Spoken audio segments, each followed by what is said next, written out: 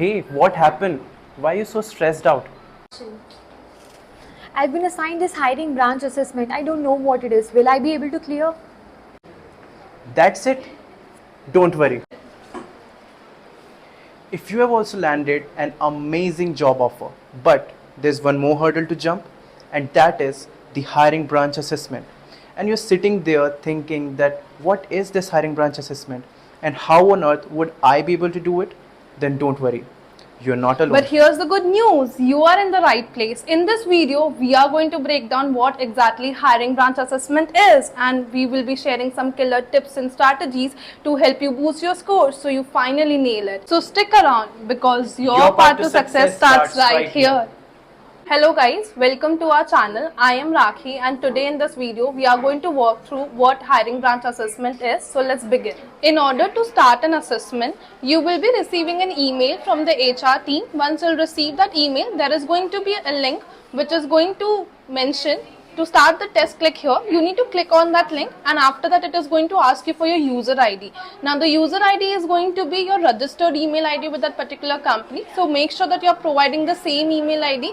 By any chance if you are mentioning any alternative email ID, that might create a concern later on in your assessment. So make sure that you are using the registered email ID only.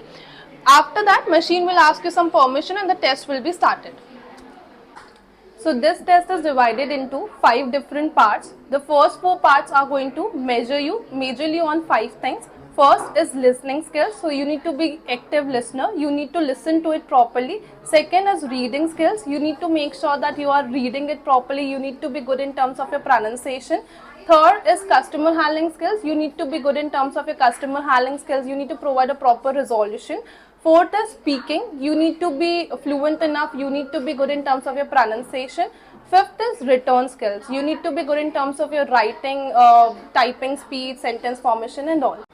Let's discuss about the first 4 parts of the assessment. The first 4 parts are going to be, machine will be giving you different kind of a customer handling situations, either in email writing, message or in audio clip format. You need to read that message and email out loud because machine will be checking you on your reading skills as well. So read it out loud. In audio clip, you need to listen to it properly. Make sure that you're listening to it properly because machine will not replay it again and you are not allowed to pause it in middle of the test. So listen to it properly. Then you need to provide your answer either by speaking or in a return format. You need to write your answer to the customer or your response to the customer. In terms of speaking skills, make sure that you're speaking minimum for 30 seconds, maximum for 60 seconds. Make sure that you're good in terms of your fluency, you're good in terms of your pronunciation. Don't take unnecessary long fillers and pauses in between because that is going to affect your scores very badly. So make sure that you're loud and clear enough and don't take pauses in between. Make sure that you're not taking fillers also in between when you're giving this assessment.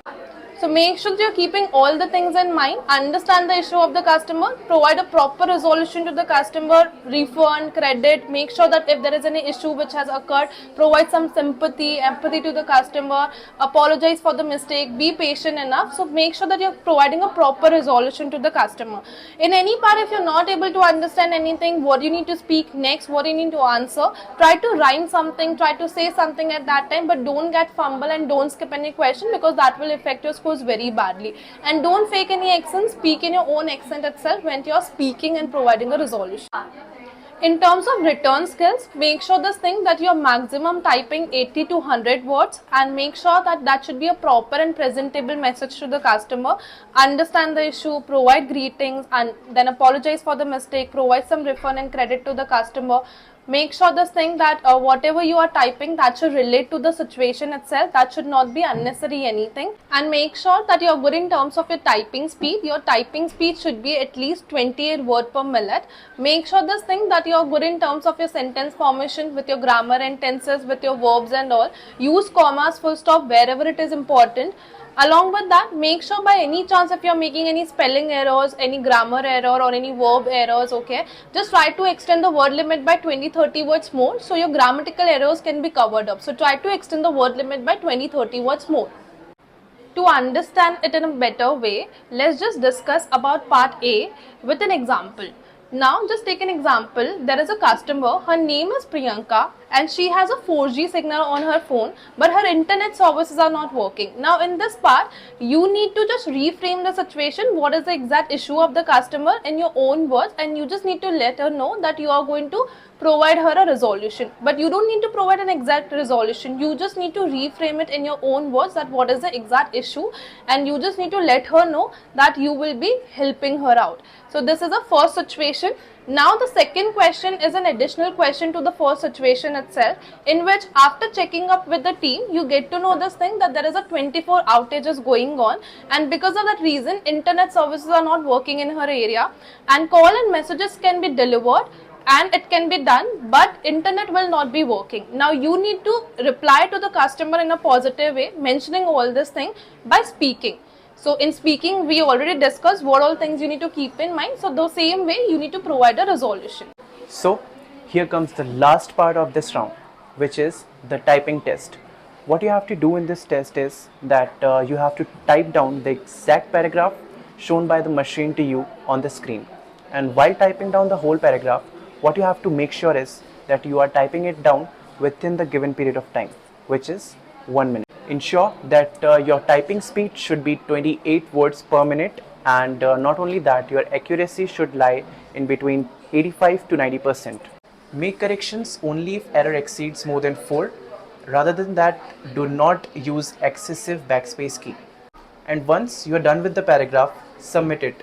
Do not wait for the time to get over. And here are the few key pointers which you have to keep in your mind while going for the test. Number 1, you can go for the test either with your laptop or with your cell phone. Going with your laptop would be more preferable because you will face less issues compared to go with the cell phone. If you're going with the cell phone, make sure that your cell phone is on airplane mode and connect with the Wi-Fi, because both of the things are necessary. Why put on airplane mode? You should not receive any call during the test. Why to connect with the proper internet? Because if internet connectivity loses in between, then you are done for. Here goes point number 2. Make sure that no one around you and the room is completely silent, because mic and camera both will be on. If someone comes in between behind you during the test, then it will disqualify you. If someone's voice comes in between while recording your own voice, that will again disqualify you from the test.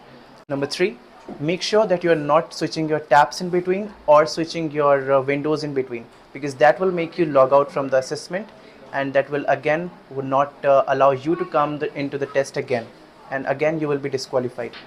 Point number 4, in case if you receive any kind of technical issue, make sure that you are not re-login again and again. Instead of that, click a screenshot or click a picture of it and share it to your consultant or recruiter. They will help you to connect with the further technical team and resolve the issue immediately. And yeah. Now, last but not the least, make sure that you are not using any pen and paper and you are not looking here and there during the test, because that will guide you to complete elimination from the assessment. Okay, so now for the practice purpose, what you can do is you can go in the description box. There's a link given where you can practice yourself on your typing part. The name of the application where you can do this is typingmaster.com. There you can go and practice your typing skills and enhance it until you are getting the exact accuracy and typing speed I prescribed before in the video. That's it for the video. If you found it helpful, do like our video. And do not forget to share this video with your friends who are going to appear for this assessment later in the future. And subscribe to our channel for more such informative videos.